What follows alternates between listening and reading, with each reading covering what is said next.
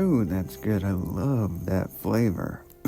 This episode of the Secret Society of Fly Tires is brought to you by Parliament brand cigarettes, the only cigarettes smoked by members of the British Parliament. In fact, in order to become a member of Parliament, you must smoke those cigarettes. No less than a pack a day, and there are no complaints either because the rich, creamy smoke and succulent tar that Parliament brand cigarettes pack into each suckable tube will leave you satisfied and real wet. These babies are full of all kinds of smoke, and there are absolutely no medical issues associated with inhaling the rich, flavorful smokes. Fill your body's internal smoke tank with the dignified fumes of Parliament brand cigarettes today.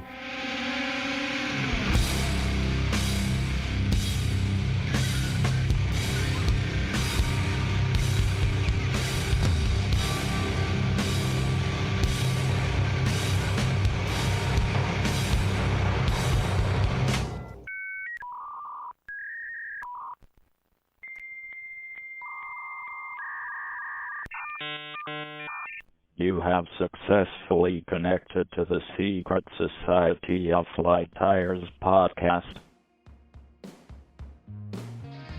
Well, holy shit. I'm back. Has anyone actually been waiting for me to return? I hope so, because otherwise I'm going to go back on podcast vacation.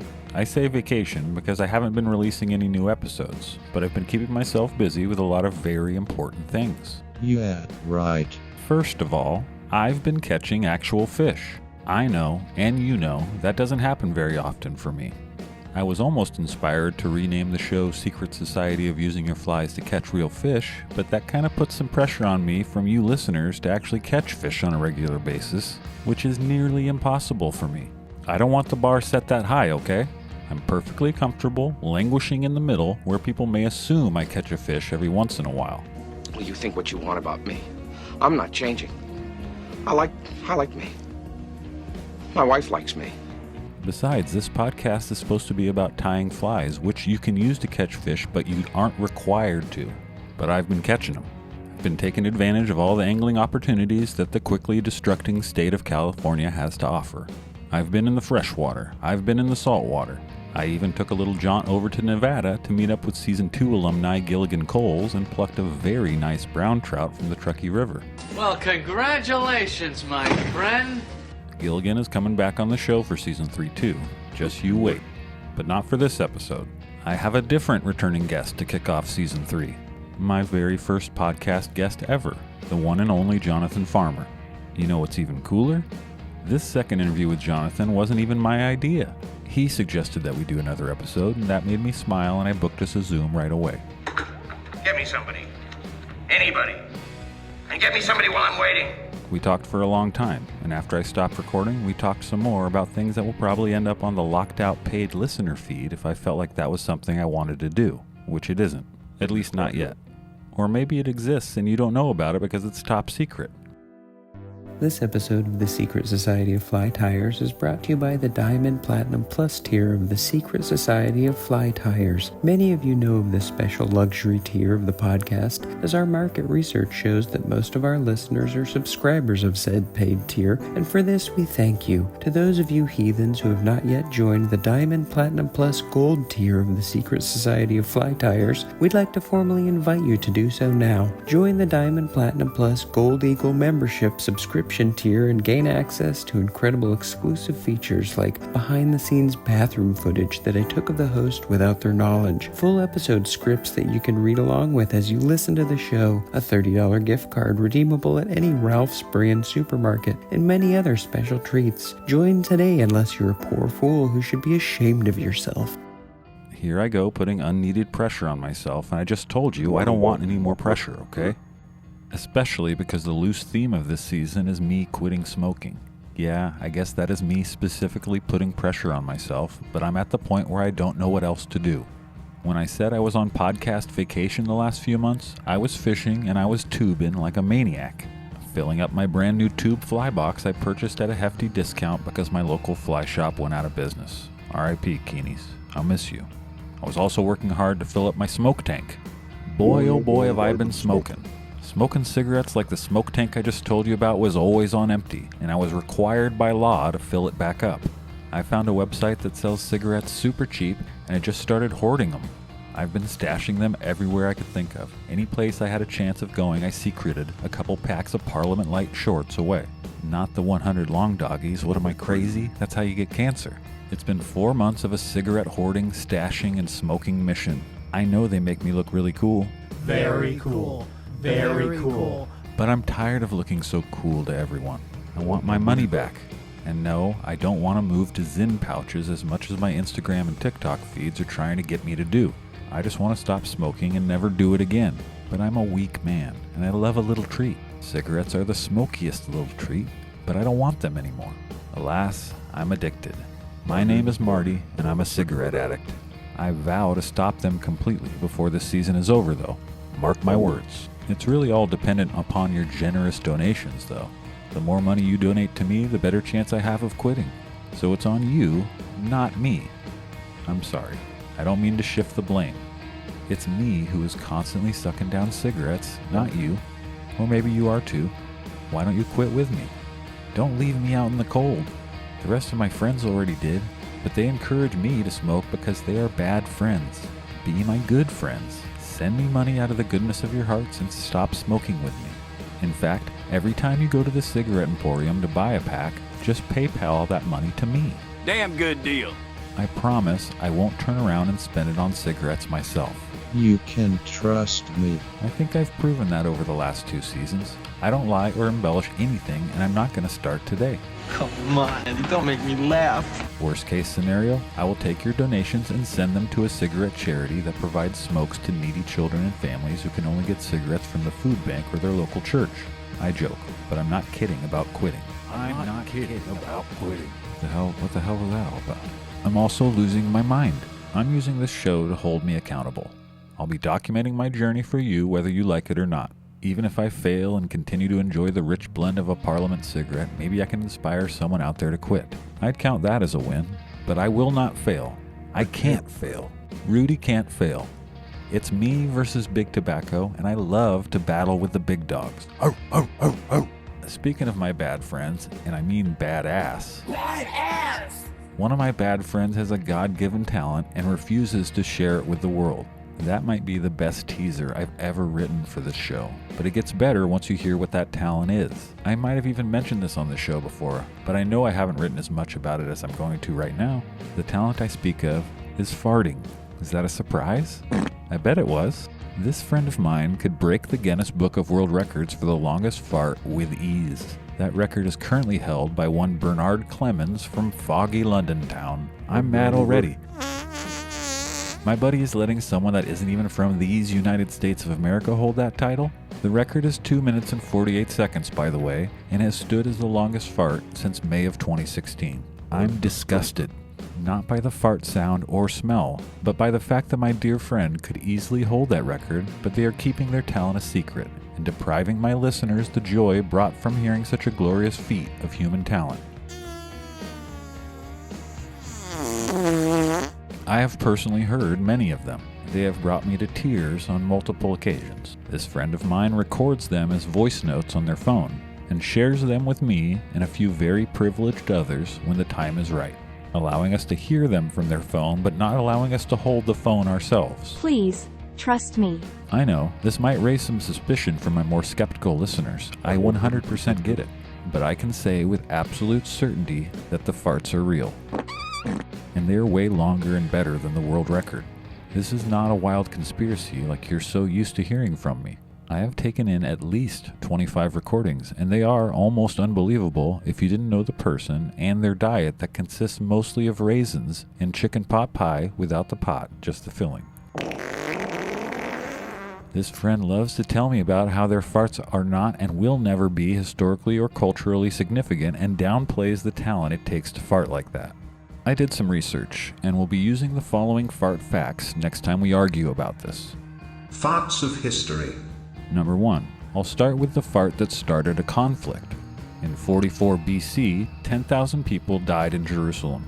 It is described in the bestseller The Jewish War that a soldier who was against the Jewish people insulted them by farting and swearing while they were having a religious ceremony. Shut the fuck up, you heard? No, I didn't hear. What you gonna do about it? What you gonna do about it?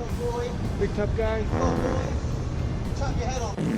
This situation offended them, thus they started throwing stones at the soldier. When the Jews started throwing stones at the soldier, a Roman commander called for an intervention to stop the madness and attacked the Jewish people. The Jewish people stampeded each other while trying to run away. Fart fact number 2. The fart that caused a rebellion. In Egypt, in 569 BC, according to Herodotus, who is a Greek historian, there was a rebellion in Egypt that made Apries, the king of Egypt, worried about his power. To calm the crowd and stop the rebellion, Apries sent one of his commanders, Amasis, to suppress the rebellion. However, the rebels crowned Amasis the new king. After this, Apries sent over his popular advisor, Veevus, to handle the situation and talk to Amasis. But in response, Amasis farted in front of Veevus and told him to carry that back to Apries. Which, if I can just jump in here, is maybe the coolest response anyone could have given in that moment. According to the Greek historian, there is no evidence about how the message was communicated, but Apries reacted by punishing the messenger and cutting off his nose and ears. Apries' reaction was so ruthless that everyone heard about it, and it made the rebellion against Apries even stronger. Eventually, he assured the official reign of Amasis from 569 to 525 BC.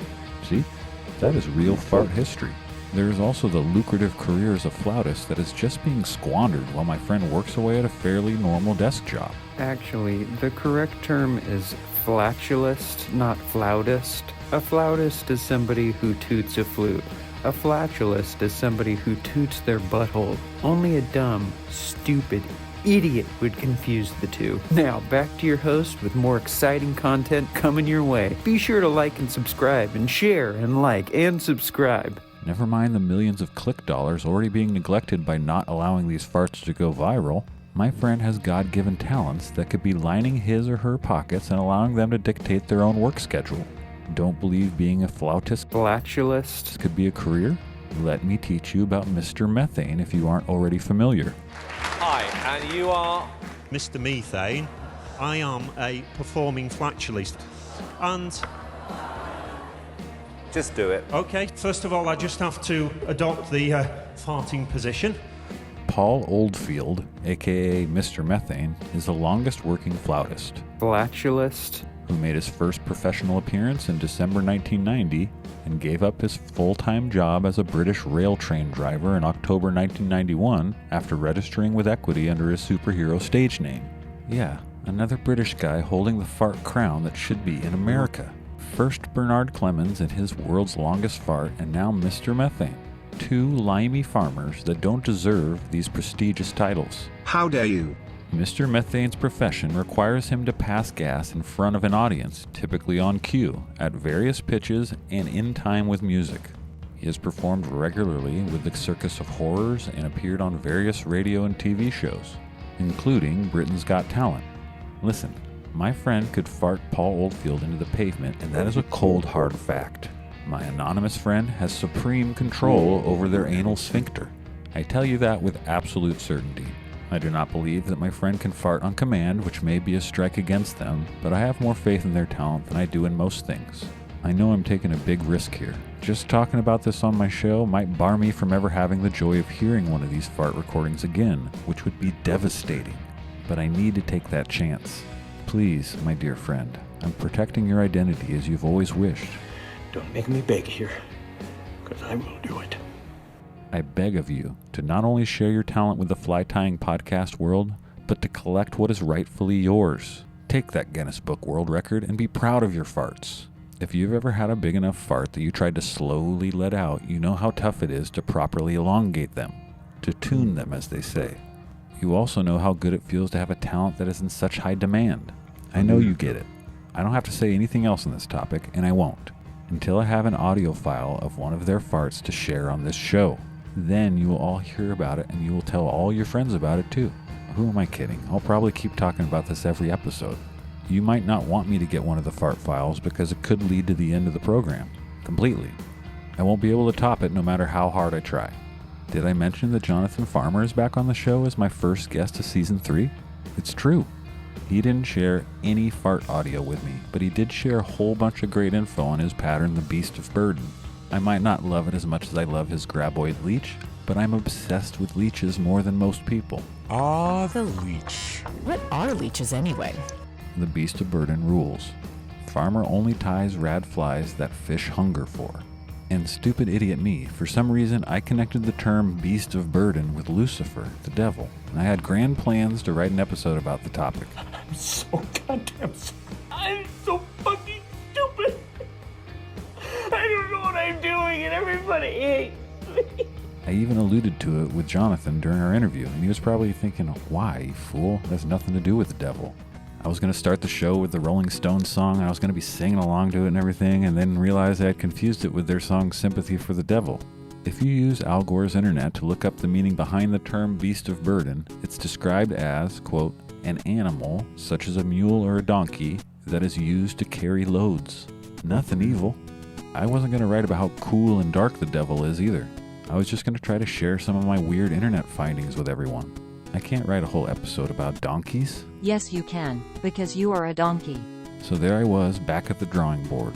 But wait, are cigarettes my personal beast of burden? Maybe this all does make sense, and I don't need to go back to the drawing board. Anyways, I was telling you what I did for the last few months, and then I got distracted by how angry I am that I can't share the world's longest fart with you. The audio that would finally take my show to the next level. I was half joking about being on podcast vacation, even though that is technically true, I guess. I took a break from my podcast show. It was mostly because I found a new obsession, though. Cobbling. For at least 2 or 3 months, I gave up podcasting, tying flies, and fishing all together to try and become a cobbler. I got into it because the word sounded funny, but after watching a good 30 hours of YouTube videos, I was bitten by the cobbling bug. I can't gobble up enough cobble info. I love the tiny nails and the pungent adhesives. I mean, honestly, what's not to love? Tying flies is cool, and using them to catch fish is even cooler, but people can't really function in today's society without shoes. You make a good point. Come to find out, though, the last 2 shoemaking schools in California are long closed. It was a short-lived dream, and I'll always keep it in the back of my head in case this broadcasting career doesn't pan out. I'll relocate to a state with more shoemaking schools if I have to. I've also been holding focus groups with friends and strangers to collect as much data about what kind of content listeners of my show would like to hear. Collecting good data takes time. The computer is processing the data. I will be notified as soon as there is any information. I want to stay relevant, okay? And these focus groups always shine a light on your weaknesses and hopefully your strengths too. The top ideas sourced from these focus groups of mostly American men aged 18 to 65 that listen to the show on the native Apple podcast app was surprisingly unanimous in saying that I should talk more about how a woman's titties look and feel. I guess the focus groups were worried that none of my listeners had any experience in that area. I don't blame them. This is a very niche and nerdy show. I know, but that doesn't matter because the data doesn't lie. What does this have to do with good reporting? I have had 2 children, though, which usually requires sexual intercourse, and can speak from my own personal experience that they look and feel great, according to me. They are something that everyone should experience, with consent, of course. I know, I thought it was weird too.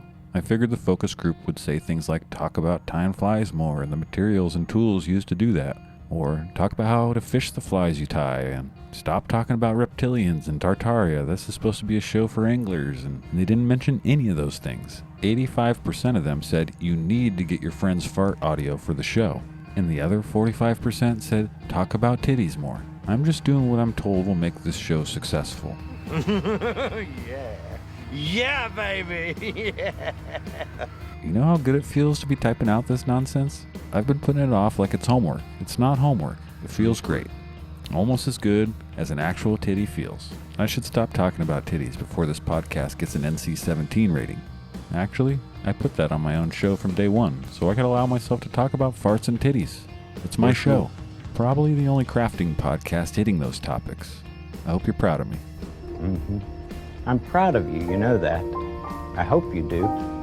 My own art, for lack of a better term, was actually the biggest motivator for me to get back into this. I've been interviewing people, preparing to put these new episodes together, but I haven't written a monologue since August. I scrolled through my own trailers on Instagram and just laughed and laughed at how funny I am, and how funny my pal the Worm is. I love how fitting that one of my only real collaborators on this show is named the Worm. He had that name before I even started this too. It was meant to be. So here we are, folks, Season 3. 1/3 of the first episode has been me talking about my friend's farting ability. I did that with probably my favorite fly tyer in the world as my guest. I didn't talk to Jonathan about farts, though. I kind of wish I did. There's always next time. We had plenty of other stuff to talk about anyway. I realized with return guests that I can't ask them my usual question about them having paranormal or supernatural experiences. They already answered that question. So I came up with a new one to ask return guests that is equally silly, but is a subject I'm actually very fascinated by. The tales of giant humans. So listen to the whole interview and wait eagerly to hear Jonathan's answer to that one. Jonathan Farmer really doesn't need an introduction, especially on this show. I love him. You love him. And he's a serious force in the fly tying world. Crafter of the best fly in the world, the graboid leech. This is a leech. And the Avenger and the Beast of Burden, along with many other patterns. I'm really digging his modern takes on classic steelhead patterns lately. He's the owner and operator of Midnight Sun Custom Flies out of Anchorage, Alaska. The man who can find any fly tying material. He makes tying awesome creative flies look very easy, and you can now subscribe to him on Instagram and learn his secrets for a very low price. Please enjoy his triumphant return to Secret Society of Fly Tyers.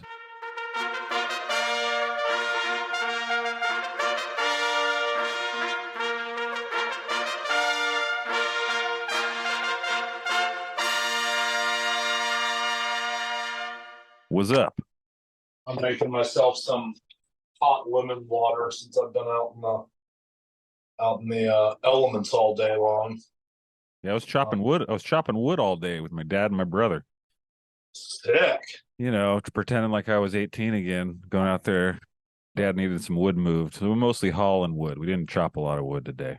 Big rounds of pine that fell on his property, and he had already cut up, and a bunch of oak and stuff. And oh, nice. Hauling wood is not as enjoyable as chopping. No. And you know, to the icing on the cake, we show up and he had just got 50 bags of pellets delivered. Like, he has pellet stove. I'm like, why are we hauling all this wood for you? What are we doing? But you know, he's like, he can't let it just sit there. You know, it's sitting there rotting out. And yeah, it also becomes, I'm gonna guess, a fire hazard in y'all's woods. Yeah, he's deeper in the sticks than I am. He's up in Placerville. I don't know if you know where that is, but it's like on the way up to Where top. are you? I'm in Sacramento, right, in Northern Cal, and my folks are about halfway up to South Lake Tahoe, between South Lake Tahoe and Sac, in that little town of Placerville, a gold rush town. Okay. I haven't done this in a while. I'm realizing I still have my old background, which was a prison cell. I don't know if you can see it behind me, but I have like a cell background. I was doing too many of these, and I was like, you know, feeling like I was in my cell back here, but you know, I didn't even pick up on it, but that's hilarious. Yeah, it's gonna stay there, man. I'm shaking off the rust, getting back into this podcast and stuff. And thankfully, you know, it's not with a total stranger. I haven't done one of these in a while. You know, make sure I remember.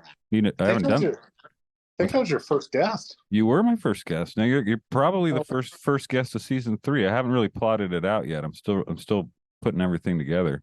But yeah, welcome back, man.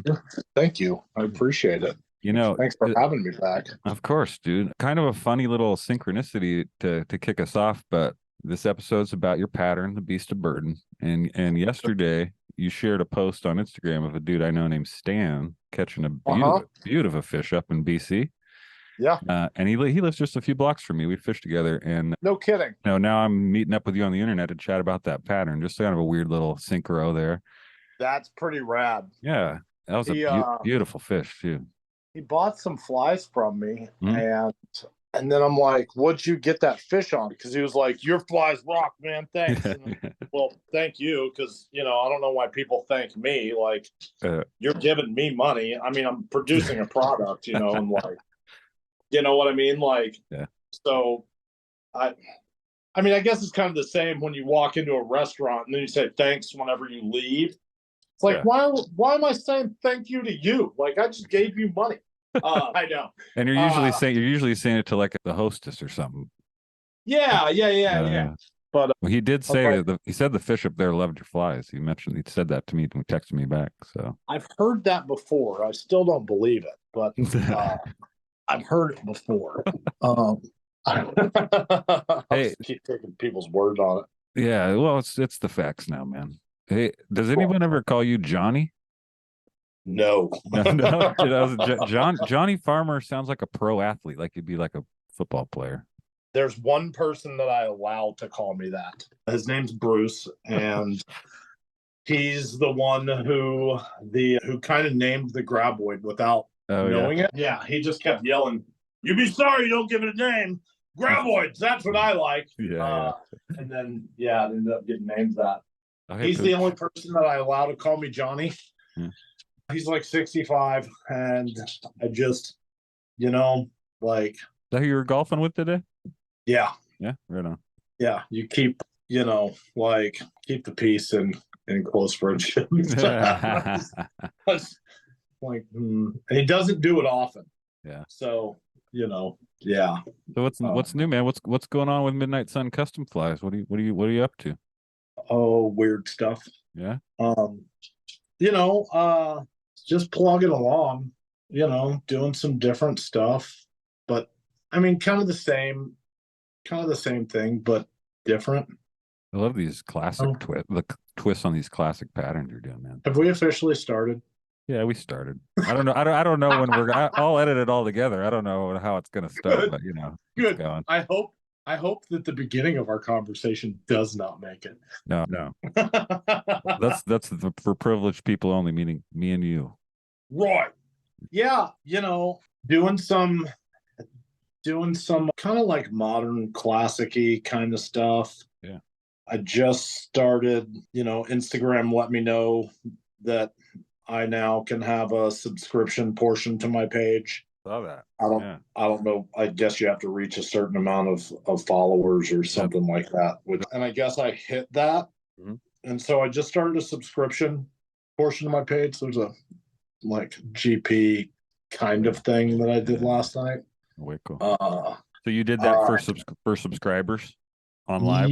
Well, kind of. I had somebody ask me for like a GP variant tutorial, and so late last night I kind of did that situation. But it's funny. The whole classic tying thing kind of came about. I never really thought that I was good enough to do it, and tying in wings was really probably the most intimidating part of it. Yeah. I'm just digging in, and that's definitely the part that's intimidating me the most. Yeah. Yeah, it's not that hard.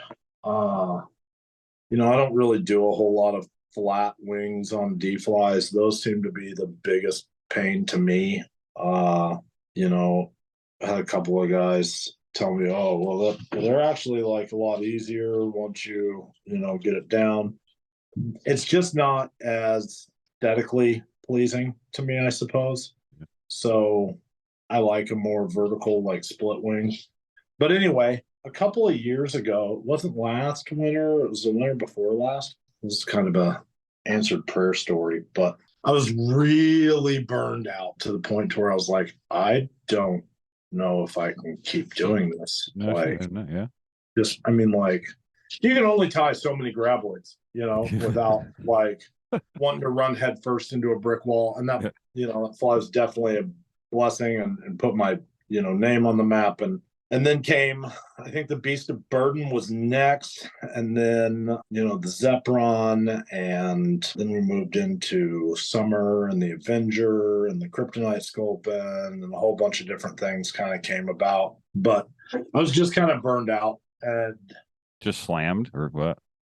No, just like, just burned out. When you do something long enough just so repetitive, you just don't want to like do that thing. And I remember it like it was almost yesterday. I asked God to restore my joy for fly tying because I really, truly, honestly believe that it's a God-given talent. I started like tying a couple of classic flies kind of out of nowhere. And I didn't think that they were all that good. And they were okay. And it just kind of almost came naturally. And the wings weren't as fussy. And then all of a sudden, at one weekend, I did like Dextragopron. And I used the Tragopron feathers that I had for the carapace. When Deck reaches out to me and he goes, "Hey, that thing looks great." I think I still have it. I do. I still have it right there on my windowsill. It's a little overdressed. It's not, the best, but he goes, you say Deck Hogan? Yeah. Yeah. He goes, "That thing looks awesome, but that's not the feather that I use from the Tragopan." And I said, "Well, Deck, that's what I have." And he goes, "What's your address?" And I said, "Why?" And he was like, "Well, I'm going to send you something." What a sweetheart. That's right. And so, like, the next week, a bag of Tragopan that Deck had picked off of one of his skins that he bought, a couple of decades ago in a fly shop for like $40. They're now like 400. Right. Yeah. Bag of that shows up, and Stuart Foxall reached out to me. He was like, "Oh, I've seen you've been tying some D flies. They look awesome, but you need some proper hooks." And I was like, "Well, do you know where I live?" Like jokingly, like, that dry wit of mine.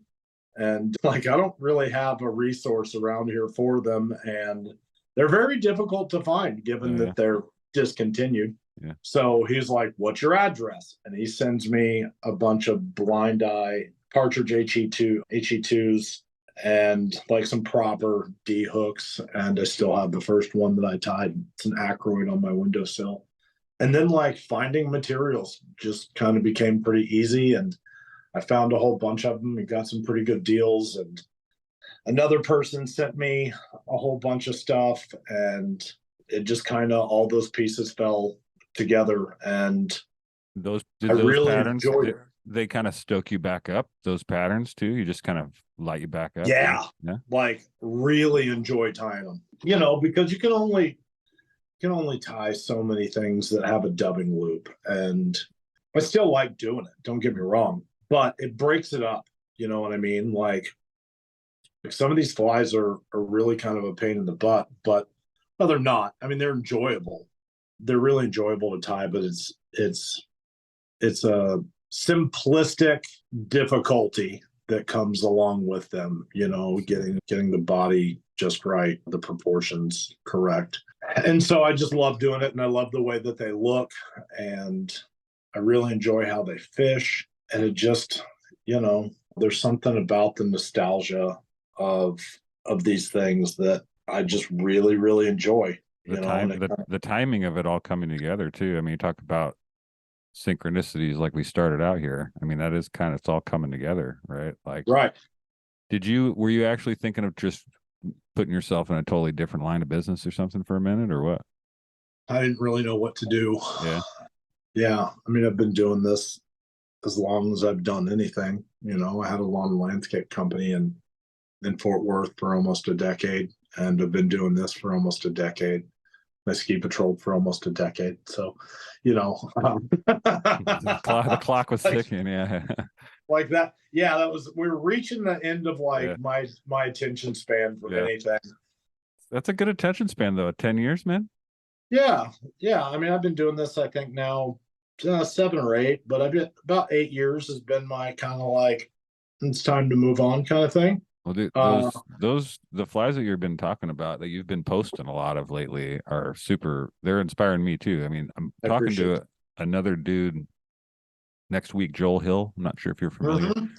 And we fished together. Oh, did you? Yeah. Big fan of that dude. Yeah, he drove like halfway across Washington to go meet me and fish on the Solduck for a day.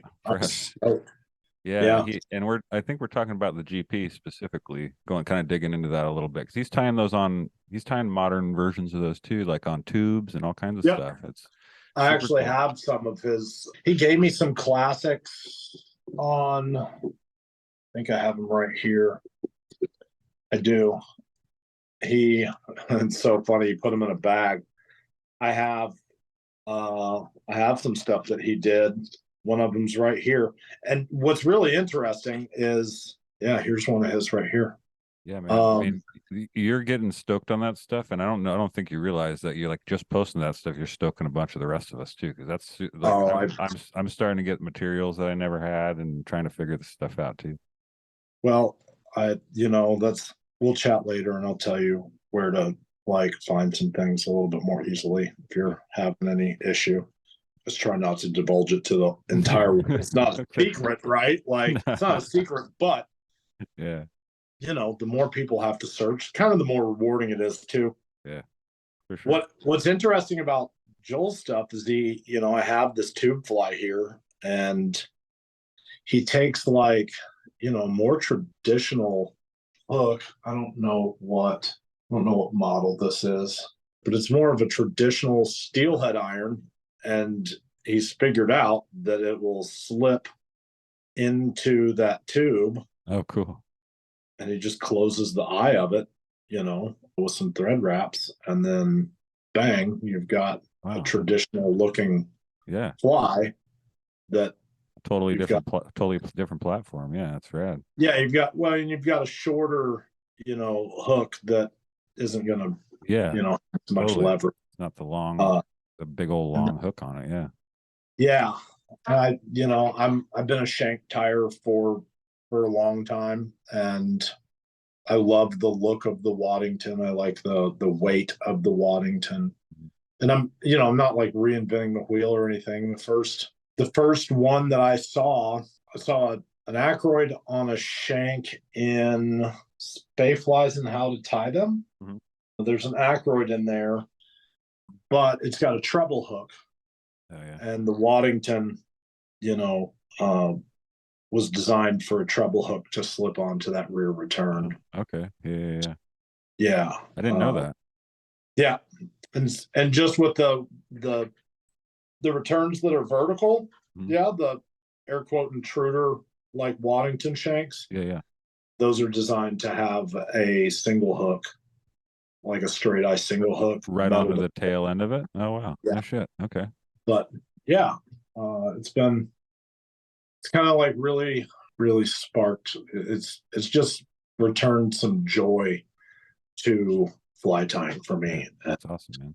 Just kind of broadened my world a little bit, which is cool. And it brought some new people into my world, and it's just been, real blessing in that. So that is kind of a niche within a niche there, the classic tying and stuff. I mean, people lose their shit over it. Right. And a lot of people aren't really tying them the way, like I feel like these new versions are fishier, like they're less like art pieces, and they're kind of more practical a little bit. I don't know. Right. There's still, still demand a decent price tag to them, but because of the time and materials. Yeah, way lengthier ties, eh? I mean, it depends. I would say on average, for your typical kind of acroyd styling of a D, I'm looking at 20 to 40 minutes, somewhere in that window, depending on how well the wing cooperates. And it's just materials by the time you're done with one of these things, because you can't buy a lot of the stuff wholesale. And as a tire being doing this so long, that's how I get most of my stuff. You can't buy it wholesale. You have to find it where you can. And so it just gets a bit pricier. So by the time it's all said and done, I've probably got, $7 into a fly. But yeah, it's been really enjoyable. And there's a ton to still discover. And, you can do the whole feather wing thing. And, like there's a purple one that I had on my page that spent some time in the Cashapp. There it is. Super tight. But yeah, I know you wanted to talk about the Beast of Burden. That's right, man. And I've tied a couple of them. Let's take one out here. I'm not doing that great at them yet. That fly is a real pain. A little bit. But yeah, and I have a whole bunch of questions for you about them. I'll get to them. Yeah, but like, where did the idea come from? Where did that hatch? So my home steelhead river is the Cashapp, and it's on the Kenai Peninsula here south of Anchorage. And I fish a lot of unweighted flies on that river. And most of the stuff that I had been tying for people in the Pacific Northwest was a lot of weighted, stuff. And is that a kind of a shallow river? I wouldn't necessarily say it's shallow. There's some deeper sections, but it loses, it's only like 14 miles long from Tustamina Lake to the Salt, and it's very fast. Okay. It loses a lot of elevation in those 14 miles. So your fly's too heavy. It's just going to be, you want it to be in the water column a little longer. Well, and our fish hang really tight for the most part. They're, a lot of them are really close to the bank, and a lot of the places that I fish just aren't super deep. They might be 3 to 5 feet. So you just don't need a, weighted fly most of the time. And if so, it's very lightly weighted. And the hobo spay has served me well throughout the years. Pardon this interruption for a brief word from our sponsors. Yummy all on my tongue. Nummy num, let me get some. All of that flavor. Hey out there in podcast land, how do you panda? How do I panda? I order from their secret menu. I hope I'm not going to get in trouble for talking about this. My cousin used to work there and told me about some of the secret menu items that most people don't know about, and I've just been ordering them ever since. So yeah, I usually get the bologna fried rice or animal cracker dumplings, which are fried dumplings with crushed up animal crackers in them. I also sometimes get what they call the extra soup, which is just all the leftover sauces and cooking oil from the day before, and they mix that up and serve it in a bucket. That's how I panda. Please note that this is not a real advertisement, and the company, brand, entity, or product mentioned in the preceding ad in no way endorses, agrees with, or knows about this podcast. And the beast of burden, I'd seen throughout the years these kind of more, Scandinavian tube flies. And there's something about those as well that's really aesthetically pleasing to my eye. You're talking about those like little tiny, the small tube flies that are super tight? Yeah. Like Stuart Foxall ties, a lot of them, they're just beautiful big wings, and they typically have a smaller hackle in the front, but it's a sizable fly. Yeah. And so I kind of wanted to do something like that on a shank, and I tied this fly. I remember the first one, it was pink, blue, and white, and I fished it and caught 2 the first day that I fished it, which is a decent day on the Cashapp.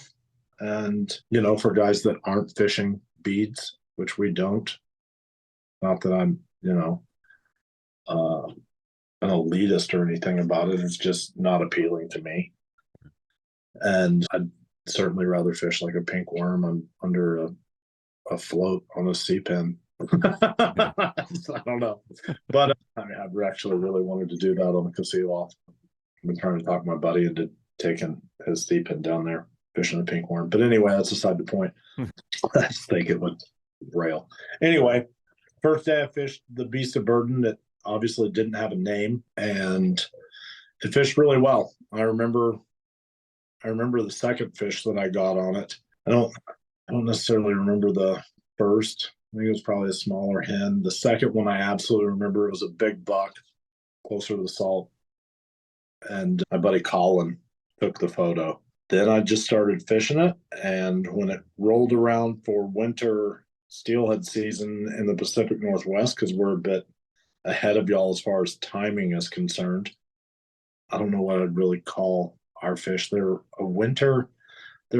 winter steelhead, but they come in starting in like mid-August. They'll start to trickle in. Okay. And then they really kind of like start ramping up in October, but they overwinter and don't spawn until the spring. Our steelhead here in South Central Alaska will be in river for almost 9 months. In that 14-mile stretch you're talking about? Oh, yeah. And they all pretty much go up and hang out just below, like right at Tustamina Lake, where the water starts to flow. It's not like your typical outlet. It's long and slow, and they follow the silvers up, and that's, their food source throughout the winter time. And then like 90 some odd % of them drop back about 12 miles to go up Crooked Creek. A small portion of them drop a little bit further back closer to the salt to go up Coal Creek, and then some go up through Tustamina up to a little tributary called Nikolai Creek. This is after they winter and go up to spawn after. Oh wow, okay. Yeah. So in the spring, I won't harass them because they're emaciated. There's a lot of people that do. But anyway, so winter starts to roll around, and I was tying for some folks based out of Seattle at the time, a large company that everybody likely knows that I was affiliated with. And I'd sent them a bunch of samples of a bunch of different things, and I was basically told, like, that everything that I did needed to be a composite loop because that was the model, that was kind of their like fly tying model. And I was like, yeah, I'm not going to do that. I've kind of been defiant just in general my entire life, not in a like a way out of malice, but like I'm going to do what it is that I want to do, and I will make my own decisions. Anyway, I got the same problem. Yeah, I mean, I think a lot of men that have a fair amount of testosterone pumping through their blood do, and and so I was like, you know what? I'm tired of like really good patterns that I've sent getting shot down. And so I tied, I think it was like 6 or 8 dozen, and then just sent them. Didn't say anything. Here's the inventory. Didn't like give a heads up. I just mailed them. Yeah. And they showed up and they're like, and I'm like, put them up. If they don't sell, send them back. And they were gone. You're like, I'm catching fish with them. Yeah. And I remember how we came up with the name. I was talking with a guy that no longer works there. And he's like, what are you going to name them? And I'm like, I don't know. And we were kind of talking. And they were up for sale before you named them? Yeah. Oh, yeah? That's the hardest part for me is naming a fly. Yeah. Well, they were taking photos and about to put them up on the website. And they needed a name. Yeah. I'm like, I don't know. Like, that's the hardest thing. We were kind of like, spitballing back and forth. And then I was just like, Beast of Burden. He was like, that's perfect. I love it. And that's what it became. That's a good name. That's a good name. And it's pretty fitting, right? Because the fly itself is, when the designer says that it's a pain to tie and to get right, don't beat yourself up if you have trouble tying it, right? Like, because I've tied a bunch that I'm not happy with that have gone straight in the trash. I'll like pluck the jungle cock out of them and throw them in the garbage. Save what you can, yeah. Yeah, I mean, because I'm not going to send anything out to a client that I'm not happy with, right? Like, that's not okay. I'm my own quality control, and if I don't like it, then why send it? I mean, it's got a lengthy recipe list, really. I mean, as far as stuff that I tie, I mean, it's got silver pheasant, it's got spay marabou, jungle cock, Krystal Flash, angel hair, Arctic fox, and fin raccoon, right? Yeah. And then you got grizzly hackle on there. And then you used to use flat diamond braid, but you kind of changed that up lately to spin some dubbing into it instead. Yeah, so I was really limited on shanks that I could use when I was working with them, and so they really wanted me to come up with a fly that was tied on, I don't know what length it was. It was 20. Is that why the shank is so short? Yeah, it seems like a short shank for the fly. Yeah. I've since changed that. Oh yeah. Yeah, I've moved it to a 35 millimeter Waddington shank. Yeah, I think the video you have on your website's a 20 or something, isn't it? Yeah, it's a 25, I think. Yeah, I tied it on a 25. Yeah. Oh yeah, don't do that anymore. That's good. I have all my other. It's the only pack I have, a small pack of that size. Everything else is like 32 or bigger. Good, very good. Yeah, I like the 35 millimeter Waddington, and I'm not one to like really like plug products. That's not what I'm doing, but I do like to share information with people as much as I like Doug over at Aquaflies. He's been really nice to me. Yeah, I use both of those. I use the Aquafly ones and this Waddington ones. Yeah. You know what I've noticed, I mean, I'd much rather use the Partridge or Redditch just for, I don't know, it's a nostalgia thing, I guess. They've been around for so long. But what I do like about the Aquaflies Waddingtons is that I cut far less thread on that little return in the back. Oh, yeah. I don't have that problem.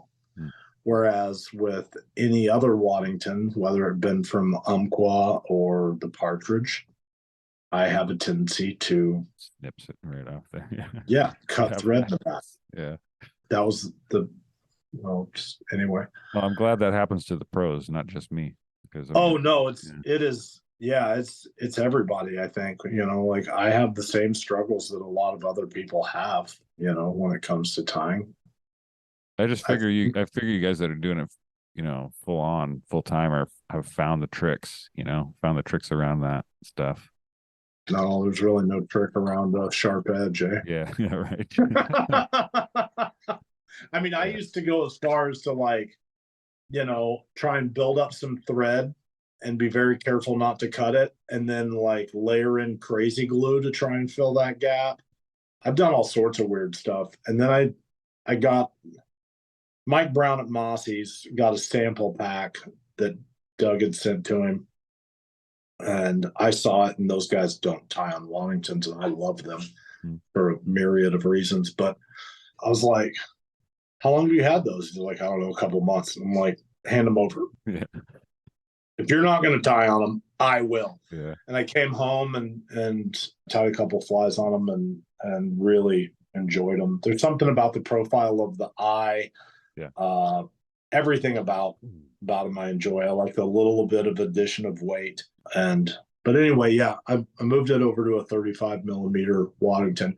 And oddly enough, what's funny is, as a guy that used to tie for me and a good friend, Joe Rudder, he had been tying his Steal Your Face. They look similar, but they're built completely differently. He'd been tying his Steal Your Face on a 45 millimeter Waddington, and we both went to a 35. I jumped up in size. He scaled down, and it kind of reconnected us. It was a pretty funny conversation, you know, because you lose touch, you know. Both found the sweet spot, though, right there. Yeah. I mean, I loved that fly of his. I like it on a 45 or a 35. I haven't tied in a very long time. But I don't think I'm familiar. I don't think I'm familiar with that one. It's a neat fly. It looks a lot like the Beast of Burden, but it's just built, it's constructed completely differently. You know, there's a lot of stuff that will have similar outcomes, but the way that we get there is different. Yeah, totally. And you know, all the Beast of Burdens that I've tied so far, I've had the hook riding point up. You do those down, don't you? You usually have the hook pointing down. I do. Yeah. And for a couple of reasons, you know, it really helps keel it. Okay. If it's an offset hook, like a lot of the hooks that we use, like the Owner No Escape, for example. Yeah, that's what I got or escape, as you know, most people would call it. Escape. It's just like Escalade, you know.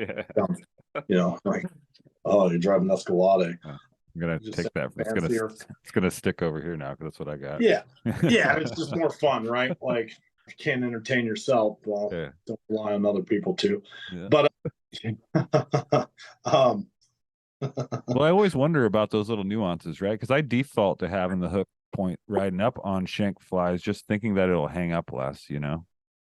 But I don't ever think about how it's going to fish, how it's going to keel, or whatever, you know.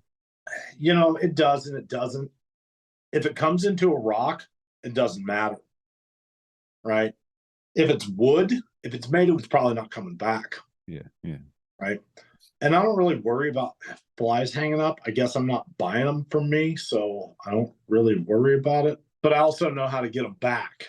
You know, if you strip down to your Skagit head, sometimes you have to walk downstream a little bit. Sure. and then you throw a mend out and beyond where that fly's hung up, and then just kind of let out some slack. The Skagit head will form a loop or a bow below where that fly's hung up. Yeah.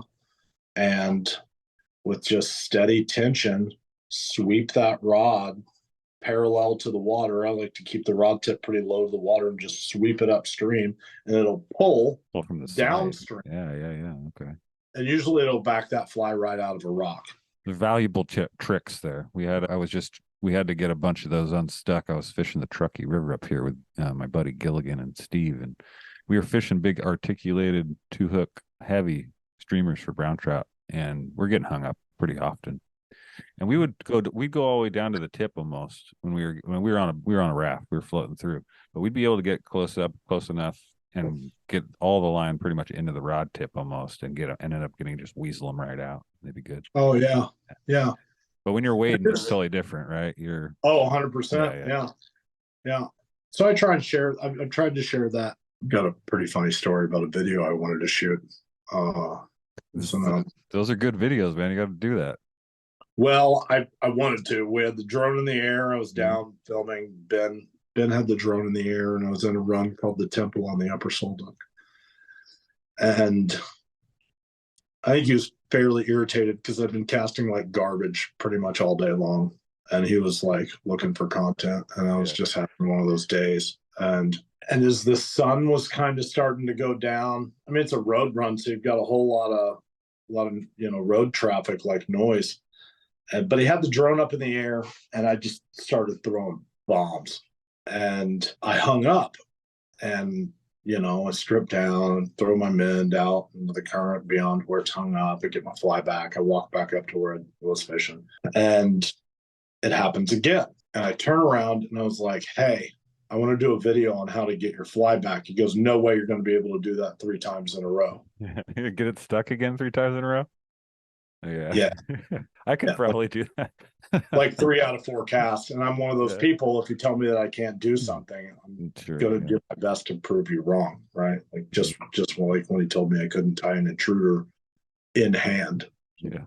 An hour later, I sent him a picture of intruder, a composite loop intruder tied in hand with the little tiny mono loop in the back and all the stuff. Like, they don't test me. These guys who are doing this stuff with hooks have it easy. You've got like the hook pin to hold on to. Try holding on to just a stupid little shank, and then a dubbing loop and all this stuff, like tucking the dubbing spinner like up under my chin. Yeah, shit, under your chin.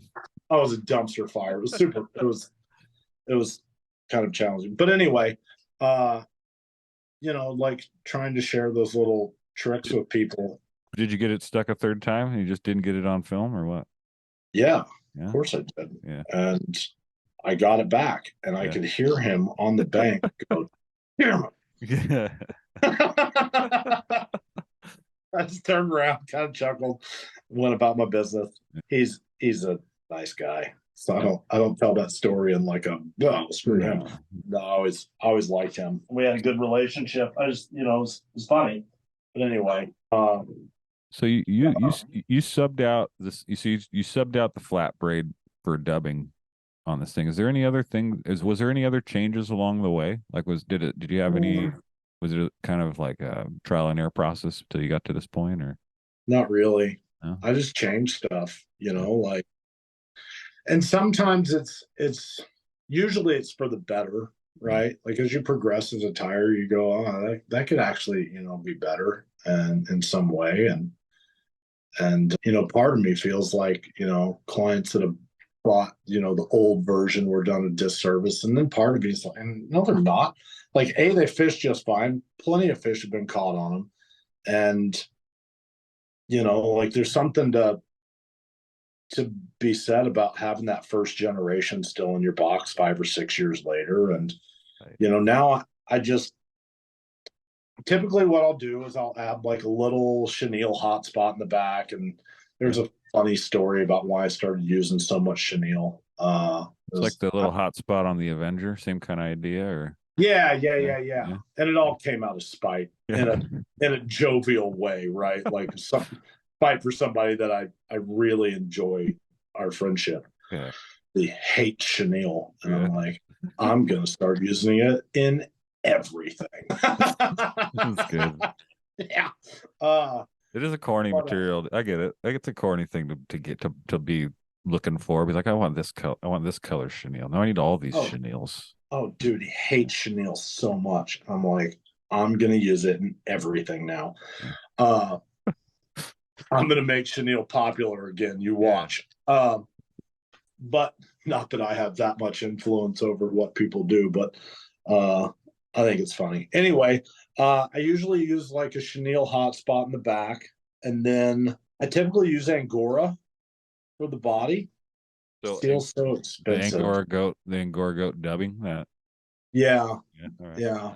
And like, you know, I think that would be kind of stupid to use like, you know, chenille and then steel. Like, I don't feel bad about using Angora and chenille in the same fly. Okay. Like, you know what I mean? Yeah. Like, and steel's expensive, and so I try and limit that to the more. I'm kind of peeling back this one that I tied to, and I did use flat braid because I had some, and the hotspot would have looked great on there. There's plenty of room. There's plenty of room for it even on the 25 Waddington too. So. Right, and I crowd them real easy. Well, that's what was kind of crazy when I was tying it, is I couldn't believe how many materials are packed in on this small little shank, and there's still a bunch of room on the back of it, you know? Right. Yeah. And I don't know. I just like that body. I don't know why. So, you know, like I've even toyed of like running a body hackle up it. Okay. What that gains, I don't really know. It might look cool. Yeah, it'd probably look cool.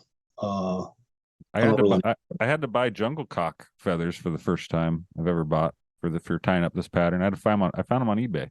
Oh, really? We'll discuss that off mic'd up. Yeah. Well, during my search, my local fly shop, which my sources dried up, sadly just went out of business, or the owner passed away, and they're closing up shop. But they had one full skin in the shop that was just way too expensive, and I was looking around everywhere. I'm like, what do I need to do? Do I need to start a coop of jungle cocks? Like what? Yes.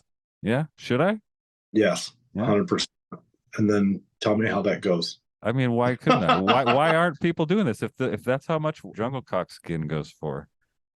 I think there's an issue with raising them, and they like, you know, I think they like to fight. Oh, is that a thing too? I think so. They're all aggressive.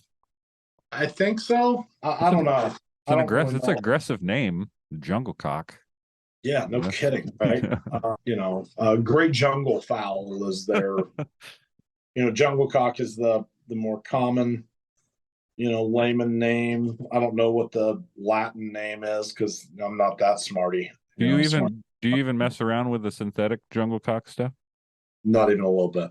No, yeah, it didn't even. They had some at the shop, right? And I was looking for some to tie some of these. I didn't even want to bother. It looks like they almost look like stickers or something like that. Yeah, it didn't appeal at all. So no, they're not appealing to me. I've definitely seen flies that use them that they work. You know, they do the job for what they're supposed to do. Right. But, yeah, and especially, you know, if it's a commercially done, you know, some dude in Taiwan or South Africa, you know, like you're not going to be able to go through. I mean, I know how quickly I go through one. Like I went through 11 or 12 JC cakes in a year. Oh yeah, wow, Jesus. Yeah, I mean, I just one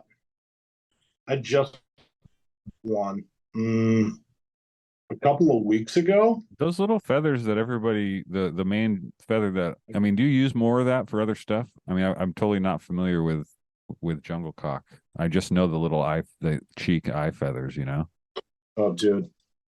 Well, I mean, the more soft hackly feathers up top, you know, the gray, black, stripy ones. I think those can make for great like soft tackles. I've seen people use them as overwings on summer steelhead flies, which I think is pretty cool. There's a whole lot of uses for them. I use them in earrings, you know, because I do earrings on the side as kind of a nice little break It's That kind would of be more. they're a pretty feather for that for sure. Yeah. Yeah, and it makes for a nice baling feather for the top of an earring. Yeah, I think I'm gonna be going down the YouTube rabbit hole of raising jungle cocks tonight. I'm just gonna entertain my fantasy here and see what I can do, and hope my Google search points me in the right direction, not something pornographic. Okay. Right. The last thing I'm looking for. Right. That's a really dangerous road to go down. So, what is there any trick to keeping the proportions right on this? Because that was another thing that I feel like I got way too heavy on the raccoon on the top. Yeah. Yeah, I felt like I got way too heavy on that. I feel like my grizzly hackles are way too long. It's kind of hard to put into words. A dog shit job hackling on this pheasant in the very front. Don't sell yourself short, Judge. Again, it's a tough pattern. I mean, like really the mindset for me designing when I was tying for those guys based out of Seattle was, I was already starting to have some of my work. I wouldn't ripped off is the word that I would use, or the verbiage that I would use in regard to people tying my original work for sale. Oh yeah. Right. I'm not a fan of that because this is a full-time living for me, and respectfully, they sell it as farmer's graboid or something. Yeah, or they'll just label it graboid, or they'll just call it a generic leech. And I've had a lot of conversations with folks that have done this. Yeah. And most have been respectful. I've had a few tell me to go pound sand, and there's a lot of people that post them online. I mean, you see a lot of different graboid ties online really for sure. Not the dude that I used to be, but yeah, I love seeing other people tie them, other people sell them. If they were being tied by aqua flies or whatever, and I didn't do this for a full-time living, I couldn't care less. Yeah. Most guys, there's a few of us that actually tie for a living. Stu is one of them. I'm one. I don't really know anybody else that's tying full-time or more than part-time. Stuart Foxall ties like 4 days a week, and then he has a 3-day-a-week job. Good, yeah. But that dude ties 4 days a week. I do it 4 to 6 days a week. So yeah, it's just really not very appreciated. And anytime I've ever tied anybody else's stuff, I've asked for their permission, even knowing that they don't do it. But well, the graboid is I mean, it catches all kinds of species. I mean, it's such a fishy fly. I mean, you can use it for almost anything. Yeah, versatile for sure. I think we're like 14 or 15 species now. Oh wow, yeah. Yeah, it's crazy. Yeah. But back to the main point of, there was a period of time where after the graboid, and I started people trying to sell my work, I went, I'm going to design flies that are really difficult for even me to replicate. You're Eddie Van Halen them, dude. That's what. Good luck. Yeah. Have fun, and then enjoy undercutting me, because I'm not going to do it long. Eddie Van Halen used to turn his back from the crowd so they couldn't see what he was playing because he was doing all this innovative shit. He didn't want people ripping it off his chops, man. Yeah. I'm never going to hide a fly in my hand with a rope. Yeah. Some guys that let them see that we're fishing dry flies. Why? Nobody on the Upper Kenai is going to fish a dry fly in the summer. You can show them. They can stand there and watch you, and they're still going to put on a bobber and a bead. You know what I mean? Yeah. Hi, Mr. Duke. Hey, dog. Cooper just walked in. But yeah, the beast of burden was one of those things where it's well, if it's difficult for me, and it is, it can be a tough fly because not all of them come out exactly the same. I wish they did. I'm not going to beat myself up about my tie then, because if you're saying it's hard, it is. Don't. And one of the things that was really kind of tying my brain in a knot on it, wasn't really doing any of it, was color selection. There's a lot of materials in it. I have a hard time picking the colors that I think will go good together for something that has so many different materials. And so this one that I have it's black and white for the most part, and then it has just a kind of a red pheasant on the front.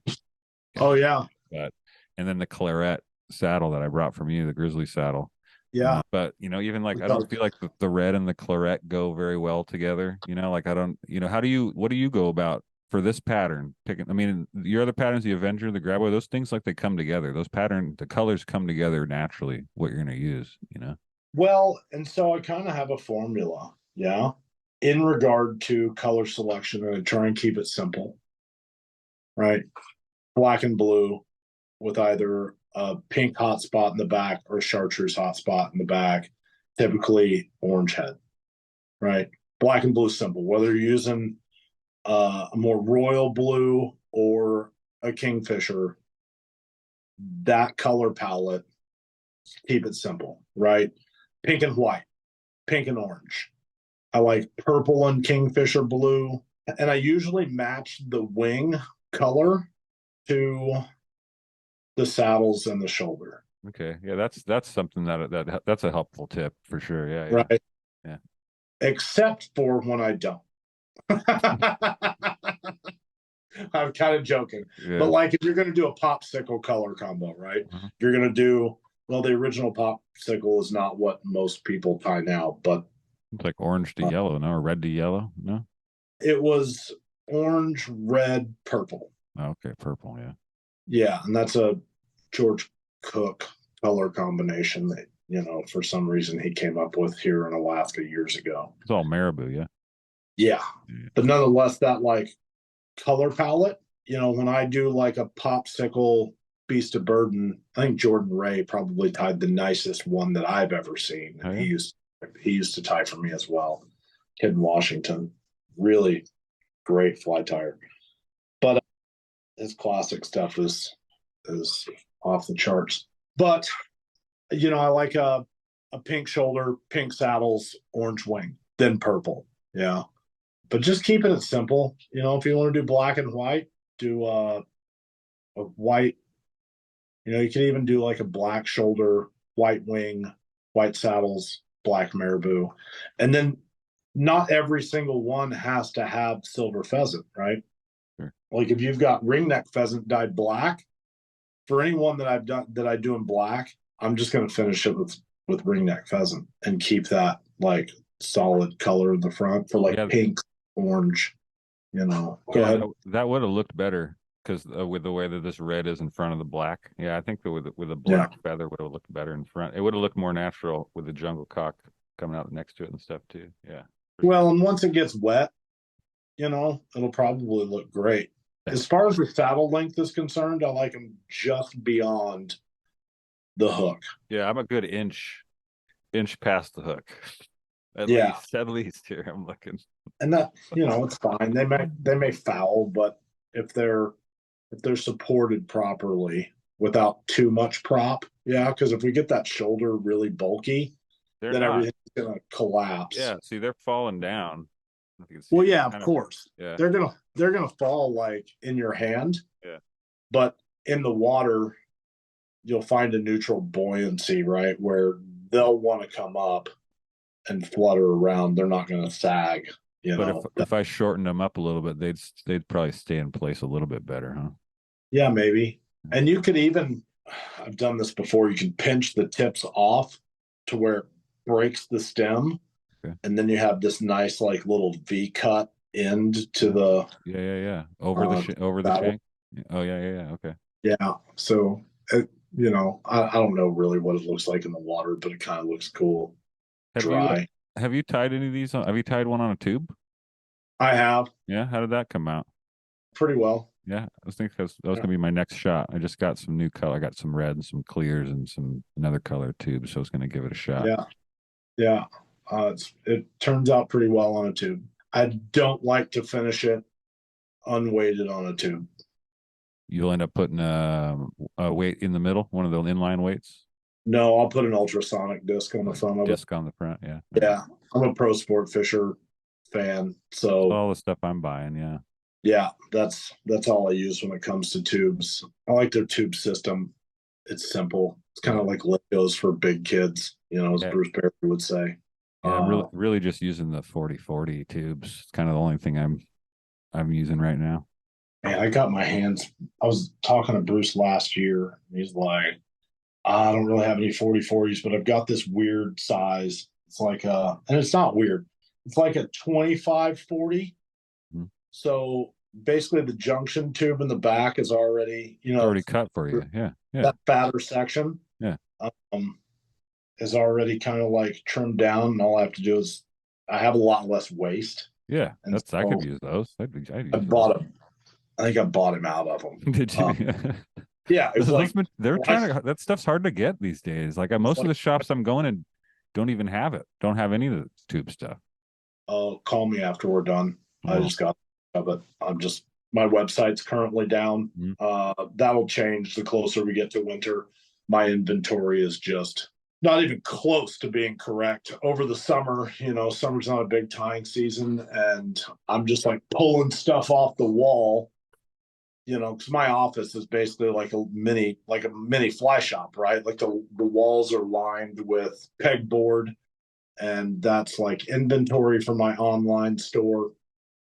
And then I've got it overflowing into boxes that are behind me and into my closet.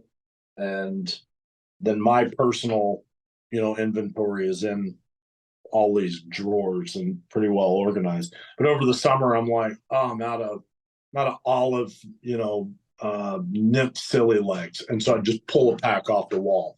Or it's like, I'm currently out of pink fox, and I just pull it off the wall. And so now my inventory is just messed up. But if you need some tube stuff, give me a shout. I will holler. I saw you online trying to get ahead of the holiday rush too already. Trying to get ahead of things, man. That's kind of another funny. Got a lot of answered prayer stories, but so yeah, I went steelhead fishing with my buddy Ben, and like we're on the river, and I'm like, man, I've got one order on my desk when I get home, and that's it. And if you work for yourself, you never want to be caught up. Yeah. You always want to have a lead time, right? And I'm like, I've got one order on my bench when I get home, and it's not a huge one. I don't ever scoff at any size of order, but it's like $150. Right? Like what am I gonna, if you've got a bunch of those, great. If you have one of those, it's not. Right. And I get home, and I'm just like, I remember I'm walking around the park, and I'm just like, all right, gotta trust you. You always provide for me. I'm not gonna worry about it. And then I post a picture of one of these, like the first picture of one of these like modern kind of classic, Waddington Shank things that now appeals to, I guess, a lot more people. And the next thing you know, I go from like a lead time of 2 days to 2 months. Just packed up. In 72 hours. Wow. And then I start having people, and it's a testament to like, worrying doesn't do you any good. Yeah, worrying's like praying for something that you don't want. Yeah, I wish I could not worry. I'm such a worrier. I need to take that advice. Yeah, I actually have that written on my fridge. Can't help it. And I mean, what have you ever gained from worrying? I know. That's why I overplan, so I don't have to worry. I don't even bother planning. Yeah. Yeah. Every single time I plan something, it doesn't come out the way that I planned, so I just stop. I know it probably sounds irresponsible to some people, and that's fine, but I don't know what's going to happen tomorrow. I mean, I've got a pretty good idea, but I'll work, and if it doesn't snow, my buddy's going to be like, I got a tea time. And I'll be like, oh my goodness, it's like 32 degrees, dude. When is this going to end? Even though it's super fun. But yeah, so, I had to put on the Instagrams like, hey, you want stuff for Christmas?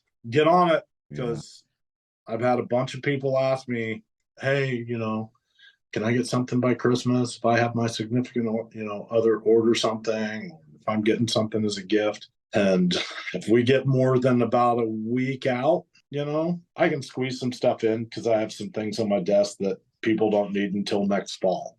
You know what I mean? Yeah, I have a lot of clients that order well in advance.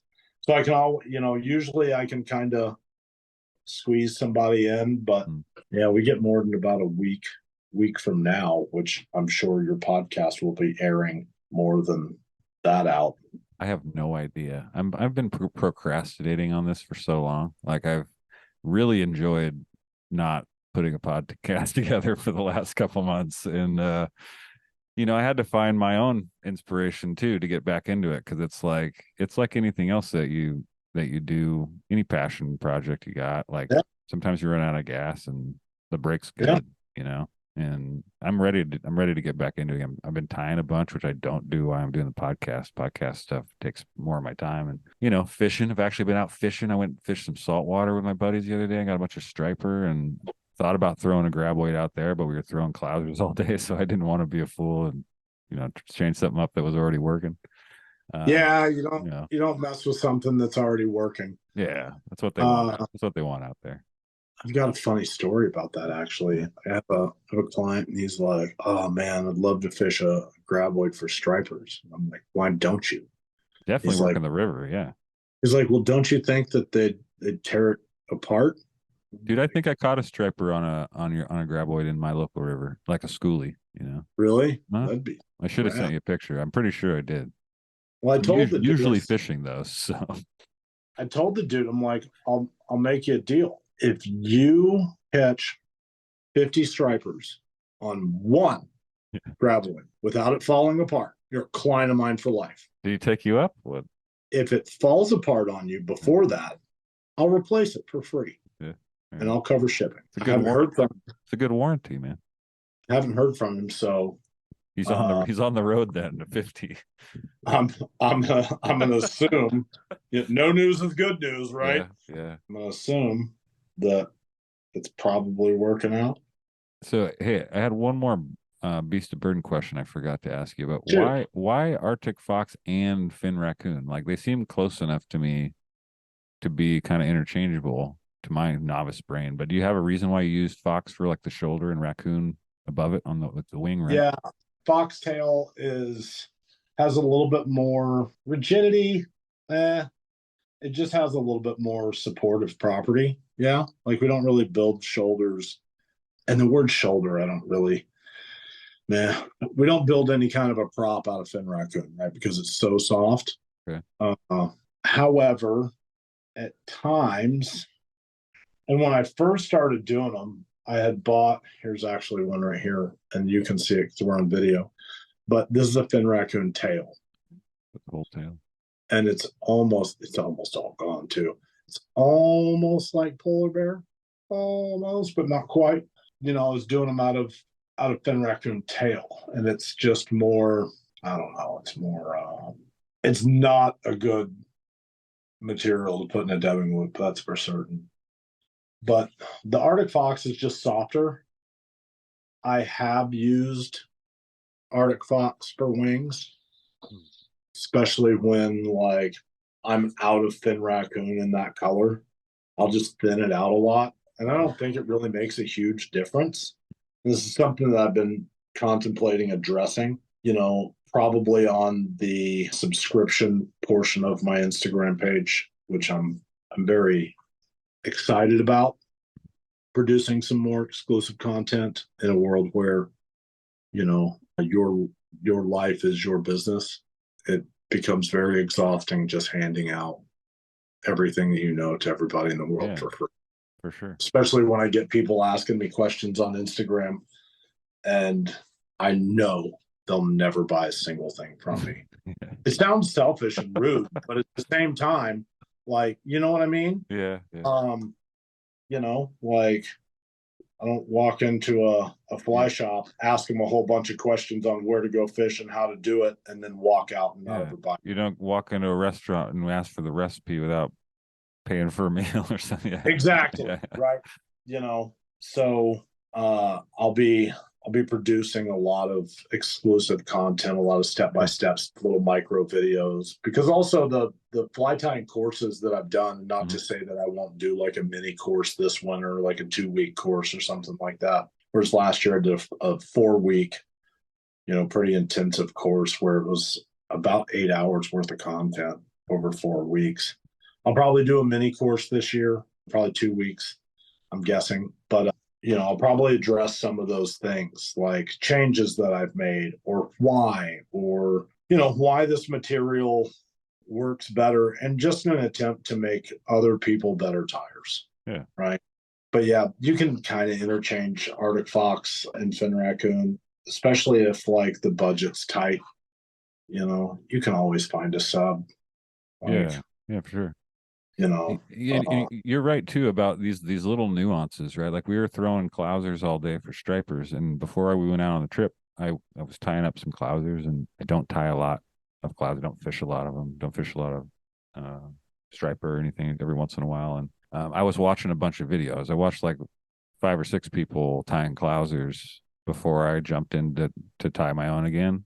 And like my buddy was asking me like, why are you watching a bunch of videos? You know how to tie a clouser. It's like, it's just a couple of little things, and it's the nuances, the really like subtle stuff that I pick up on now that I know a little bit more, and helps the fly tighten up and look better. And I learned a lot from that trip. I made my bodies way too bushy. Like I was there way too heavy, and next time I go out, they're going to be even better. So, I mean, like watching that stuff, watching the pros do it, and learning those little tiny things like are super important. Like even just the thread, you turned me on to the Veevus 8 for the Avenger when I was tying with you on video. It's like, that's what I use pretty much for everything now. And it's made a big difference.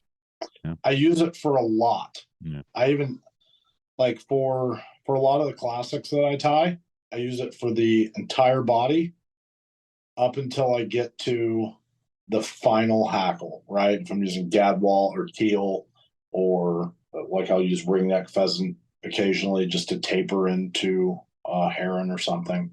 You can buy legal heron, that is possible. Brown hair. Anyway, then I'll switch over. I'll make a thread change, because the Veevus isn't great for building heads. It wants to jump off, right? So that's certainly a problem that I've had with the Veevus throughout the years. I'm not a fan of the GSP just because my scissors are always dull, and that stuff will cut material, and I've had to use it in a pinch. But yeah, the Veevus 8 is pretty awesome. Well, big fan. The Beast of Burden's awesome. Thank you for sharing all that stuff. I appreciate it. I'm gonna tie some more. I'm gonna try and get better at it. Before I let you go, I always ask my guests if they've had paranormal experiences, and I've already asked you that. And what's really been, I read a bunch of weird shit, but what it's been kind of tickling me in the right spot is giants lately. And I pulled up this article from 1900 from the San Francisco Call newspaper. Yeah. Skeletons of giants found in Alaska. And where did it say? It's Atlan District, Principal Creek in Atlan District. I don't know if that'll likely be in Southeast. I think they're redheaded giants is what they say they were. The redheaded giants are over here too, man. There's the same myth is over here in Northern California and bleeding over into Reno, Nevada and stuff. Interesting. Yeah, that's an ongoing. Yeah, it sounds like a completely ridiculous thing to like start believing in, but not just these kind of articles and stuff, but I had also stumbled upon this. Abe Lincoln visited Niagara Falls, and I'll read you the passage from his diary. And this is just when Columbus first sought this continent, when Christ suffered on the cross, when Moses led Israel through the Red Sea, nay, even when Adam first came from the hand of his maker, then as now Niagara was roaring here. The eyes of that species of extinct giants, whose bones fill the mounds of America, have gazed on Niagara as ours do now. Contemporary with the whole race of men, and older than the first man, Niagara is strong and fresh today as 10,000 years ago. The mammoth and the mastodon, now so long dead that fragments of their monstrous bones alone testify that they ever lived, have gazed on Niagara. And, I kind of my dad went to school he was like an English major. We kind of picked apart this passage from this diary a bit, and I don't think he can be talking about anything else than giant humans. No, most certainly not. And there's, I find, and some people may, think this is crazy, and some people may not. And I really have gotten to a point in my life where I really couldn't care less what other people think about what I believe or think, or if they like my work or not. It's, I'm not for everybody, and my work isn't for everybody. And, you can't really progress as a man if you really care about what everybody else, thinks, right? Agree 100%, man. Yeah. A nice person is a people pleaser. A good man is making good decisions for himself and everybody else around him. Mm-hmm. But in regard to giants, there's a lot of biblical evidence for that, and also there is everything throughout the entirety of the Bible actually happened in the real places, historically and archaeologically. We believe. The biblical archaeological stuff has been really interesting to me lately. Yeah, absolutely. It's all accurate. Like, biblical geography is more accurate almost than some of our modern mapping. It's insane. I don't think I would have agreed with you like 5 years ago, and I do. I agree. Right. If you want something, a man by the name of Bill Schlegel does a really kind of cool classroom lecture type deal on that archaeology and history. You can find it on YouTube. But, in regard to giants, it's not something that's a stretch for my mind, right? Well, if you're going biblical with it, you're going into that whole realm of the Nephilim. Nephilim, yeah. Yeah, right. And that's its own rabbit hole if you want to get into it. Right. And we're seeing a lot of video surface these days with strange lights in the sky, right? UFOs and all these things. I think I watch them all. I personally, I don't believe that little green men from other planets. I don't think I do anymore either, dude. And I've gone up and down. I've gone all over the place with that opinion. Yeah.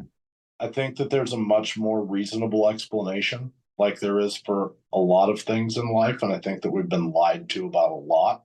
I think people even like Joe Rogan are starting to catch on to, one of the most popular podcasts in the world, right? Millions of listens every episode. I think people like that are starting to go, I think we've been lied to about a whole lot of things.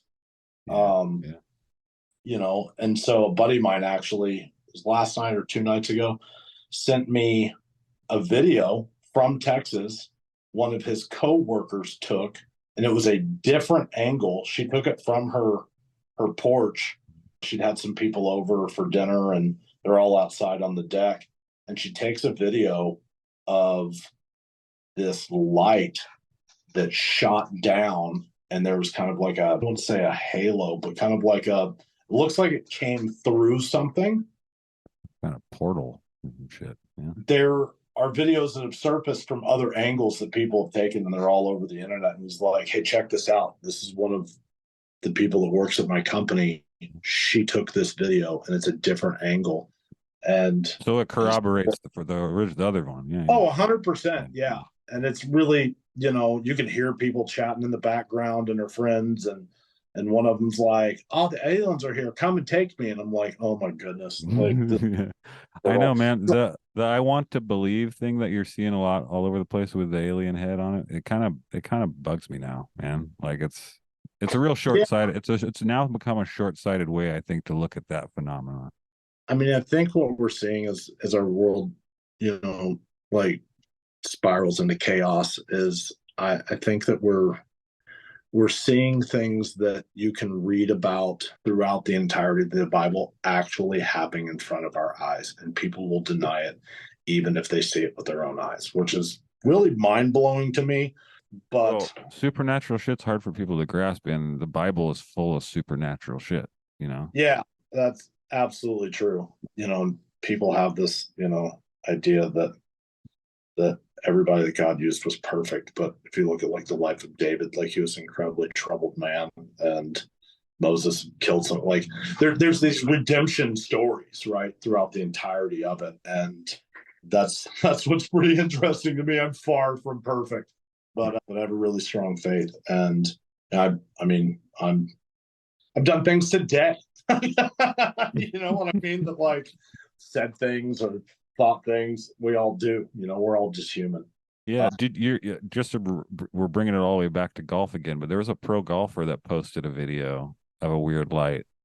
I don't know if you saw it, and I can't remember who the golfer was now. I sent it to my golf buddy, my buddy Steve, who plays golf a lot, and he knew who he was. But it was one of the weirder. You wouldn't even call it a UFO. It was some weird spiraling light that wasn't even that far away from him. And, and it was like he doesn't even remember taking the video. Like he found it on his phone and posted it on Facebook or some shit. I can't remember who it was now.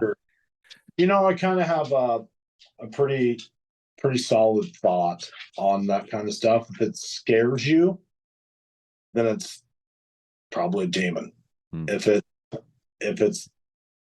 brings you peace or you have a peace about it, I think it's probably likely an angel or something like that, right? Like it's such a wild concept to entertain for most people, right? And I can easily believe and entertain the intelligent creation. And more and more the older I get, you know, and having kids, you know, and stuff like that, there's things that are just like, there's not an accident, it's not a happy accident kind of thing. And but still the ideas of these good and bad supernatural forces is a hard thing to bring into reality. You know what I mean? Like, and you know, like I said, the older I get, the more, and the woo-woo stuff is not hard for me to grasp. It's like I want to believe all of it. I'm talking about regular folks, so that's a hard thing for people to grasp, I think, to believe. Well, you know, and I'll just put this out there. If anybody, you know, and I'm certainly not an expert and I'm not a scholar, but I've spent a lot of time studying. If anybody has any questions, or, you know, as long as it's not hateful, and even still, that's fine too. Feel free to reach out to me on Instagram, and I'd be happy to answer any questions. Or if anybody, you know, like, I have a hard time with that, but I kind of just see where you're coming, you know, kind of thing. Happy to have that conversation. But I think there are definitely forces of good and evil happening in the world right now, for sure. I mean, and really, like, it's crazy to me how mainstream the idea of this of evil has become, right? And I love heavy metal. I love the pomp and drama of heavy metal, you know, and like the phony Satanism that comes along with it, like the darkness of it all. Like it's horror movie type enjoyment, right? Where it's a thing. But you're seeing a new stage of the satanic panic of like the 80s Judas Priest heavy metal stuff that people were afraid of, that is now like mainstream pop, right? And it's happening everywhere. And that's the crazy part to me, right? Yeah. It's really in your face now. And I don't think it's for show, you know what I mean? With a lot of it. I think that there is, you know, if you don't believe in it, you don't have to believe in it, because they do. You know what I mean? Yeah, you're not wrong. That's an incredibly wise statement that you just made. Oh, I did? I just made it? Yeah. I got to end on that then. I can't, I can't.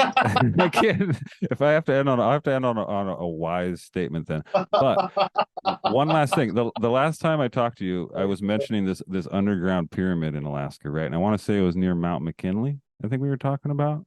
Okay. I told you where it was from what I had read online. So Tom DeLonge, who's Mr. Aliens right now, all over the press, talking about UFOs all the time, besides for his band, put out this movie Monsters of California just recently, which I haven't seen, but some people caught in the movie a flash of coordinates that he had put up on it was a flash on the screen that they claim is the coordinates of where this pyramid is in Alaska. So I don't know if you use Google Earth or Google Maps, like, and you can ever plug in coordinates and stuff like that, but I'll send them to you so you could check out, see where it was. Cause I was trying to find out where it was and I didn't really know at that point, but now I think some internet sleuths figured it out based on something that DeLong put in this movie. So You know, it wouldn't surprise me in the least. But well, I've come to a point where not a lot surprises me anymore. We live in some weird times right now, for sure, man.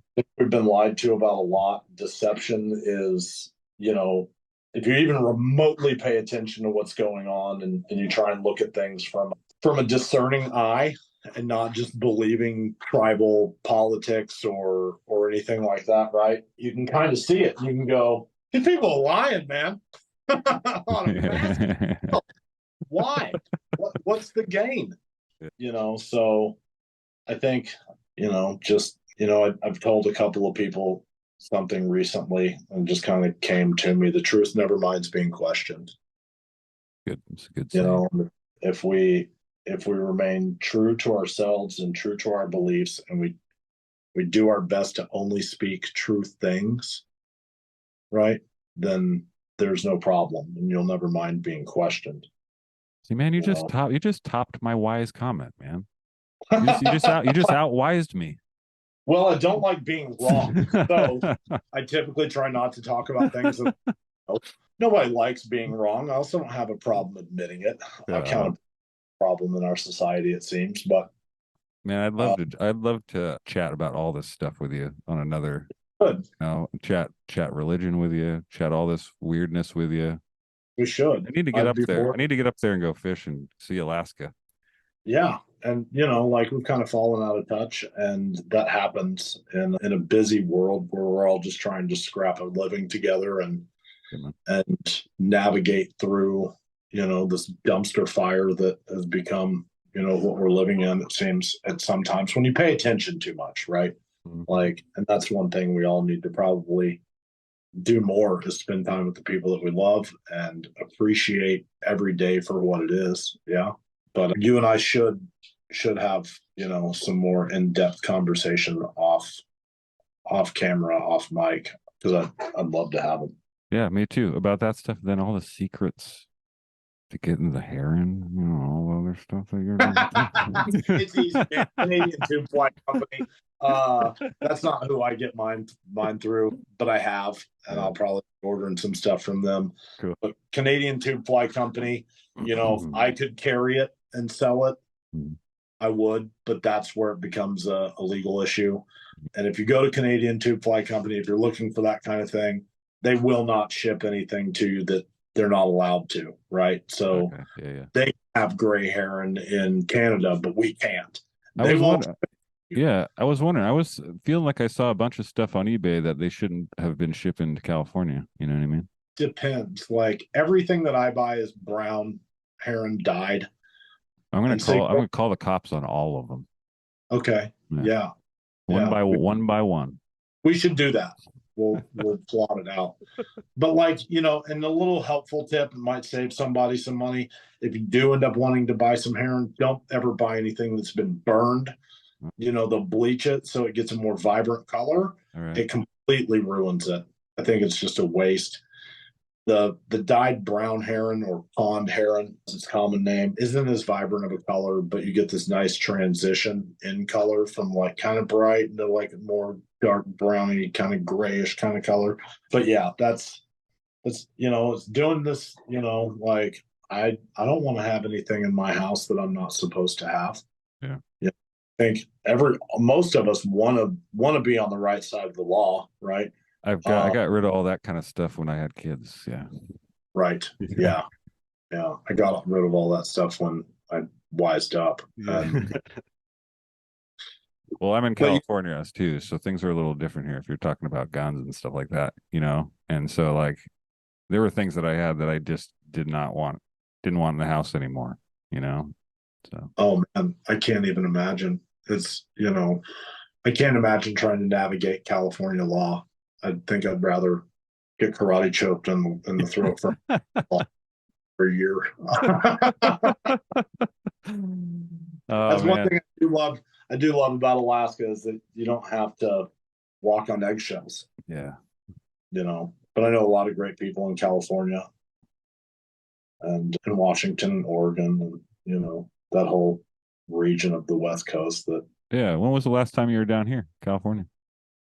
I've never been to California. I actually talked a good friend of mine out of going to California last year. Yeah. He was like, I think my buddy that I play golf with was like, I think Dan and I are going to go to California on a golf trip. This is last winter. I'm like, why would you go to California? And he's like, because we've got a bunch of great golf courses. I'm like, Arizona has more golf courses per capita than anywhere else in the nation. Yeah. And their weather's going to be amazing. That's where you should go. And he's like, nope, I'm going to California. Well, you probably played some pretty awesome coastal courses and shit, I bet. Yeah. I'm like, dude, they ended up in Arizona, and they're going back right after Thanksgiving. That's a good time to go, man. It's not so hot. Oh yeah, and we're supposed to get 1 to 3 inches of snow here tonight. So how's the podcast been doing? You getting good viewership and all of the things? It's hard to tell. Its analytics aren't as clear as you would think. Yeah.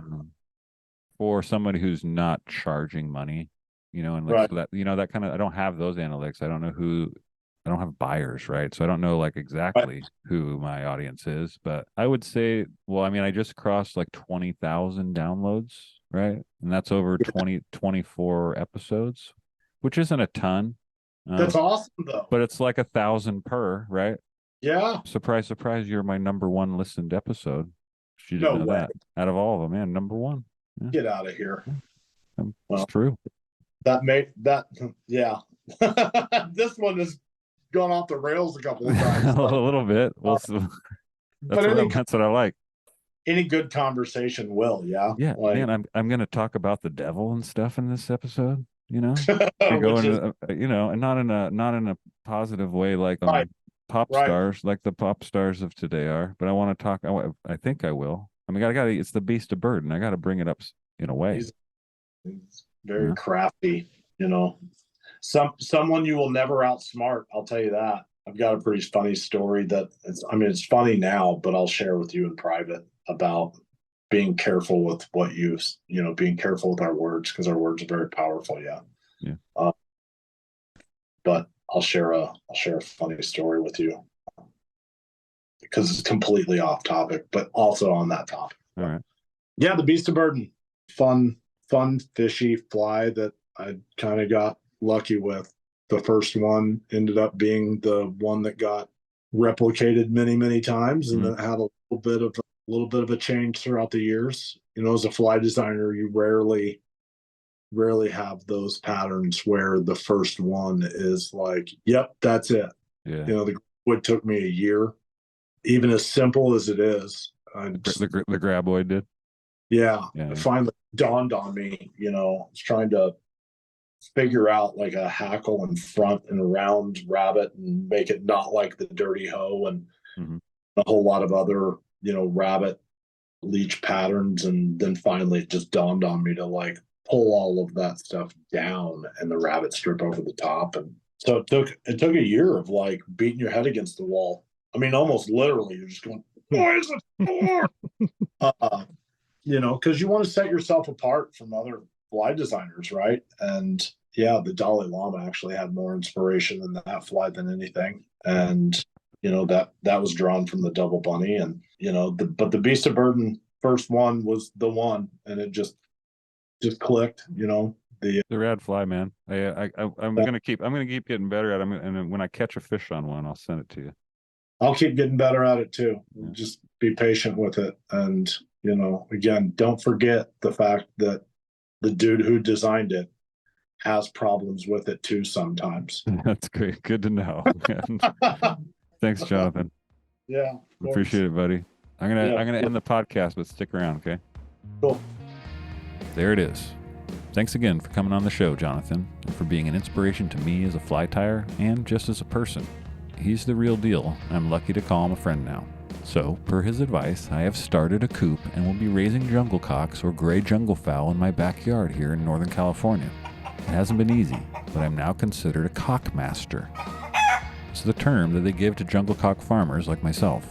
The Jungle Cock Association promised me that no one would make fun of me for having that title either. If any of my listeners take it upon themselves to disparage me or my new title, you'll be swiftly banned from the show, from the paid tier and the free tier. I'll have you know that they're really difficult to raise because they're so fragile. Due to generations of inbreeding, the birds that you get on the junglecock black market today all have really brittle bones and beaks that shatter with even a subtle touch. One wrong peck, and their beak breaks into a million tiny shards. Then you have to feed them with an eyedropper, which is also annoying because they have a very specific and limited diet. They only eat other chickens, lesser chickens that are far more common. So if they lose their beaks, I have to prepare their meals as a gravy, and getting that gravy into an eyedropper is very difficult. You'll probably find it interesting to learn that it's really hard to breed them in captivity too.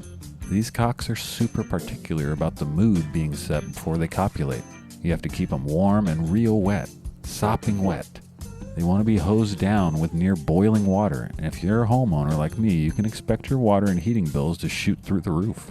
The best advice I can give to other aspiring cockmasters is to invest in a good quality powdered gravy mix, which is much more economical than making it from scratch, and most of the birds can't even tell the difference. Also, be sure to comb their plumage regularly and apply plenty of feather oil to ensure that they retain the sleek and glossy coat. Lastly, when it comes time to slaughter them, do not throw away the meat. Yeah, you might be raising them for their feathers to eventually be used on beautiful flies, but they have a uniquely sour, pungent meat that's great for stewing and barbecuing. Low and slow, baby. Try them with ranch. Oh, I love ranch.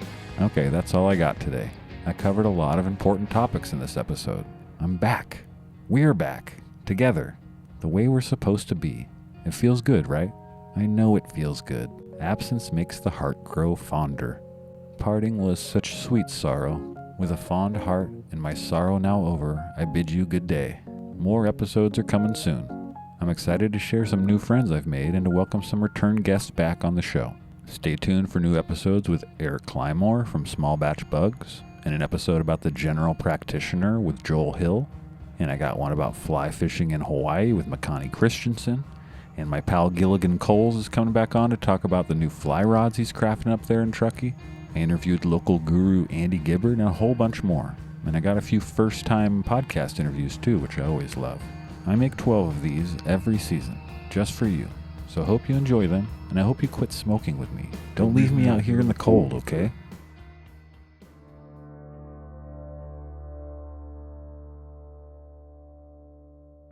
This episode of the Secret Society of Fly Tires is brought to you by Real Bug Hair Company. The fine folks over at the Real Bug Hair Company have paid me over $600 to tell you about their excellent products. You see, they harvest and process what is, in my humble opinion, the finest fly tying materials around. No, I'm not talking about weasel pelts and mammoth meat. No, I'm not talking about polar bear fur and walrus eyelashes. These highly skilled craftsmen collect the hair from the Earth's hairiest bugs and then carefully clean and coif them so that they can be used to tie flies that look like the bugs from which they came. They've got hot products like tarantula hair, caterpillar eyebrows, worm whiskers, beetle beards, and potato bug pubes. Trust me, this stuff is the real deal. I could spot fake bug pubes a mile away, and Real Bug Hair Co. has got the real stuff, the good stuff. It smells good too. This episode of the Secret Society of Fly Tires is brought to you by Prostate Pro Vitamin Suppositories. Recent studies done by Scientific Fact magazine show that over 80% of men have an undervitamined prostate. Let me put that into idiot's terms so you can understand it. If you've got a prostate, there's a good chance that you have not been feeding it enough vitamins and essential oils. Your gummy little prostate craves all of the lettered vitamins and many of the most popular essential oils. Sure, you can manually apply the oils and vitamins to your prostate every day, but who has time to stick a syringe full of hot oil and mushed up grapes into their dumper 4 times a day? I do, but I know most people don't. That's where Prostate Pro Vitamin Suppositories come in. Just insert one of these thick, dry, powder-coated bad boys up your hinder before bed, and your prostate will have a thick, luxurious coat and strong nails in no time. You'd be a fool not to do it. Prostate Pro Vitamin Suppositories have not been regulated by any medical or governing body. May cause violent wet diarrhea, loose stool, seeping bowels, anal leakage, and other rectal delights. Do not take if you are pregnant, might become pregnant, know somebody who is pregnant, or have seen a pregnant person before. All rights reserved. Member FDIC. Please note that this is not a real advertisement, and the company, brand, entity, or product mentioned in the preceding ad in no way endorses, agrees with, or knows about this podcast.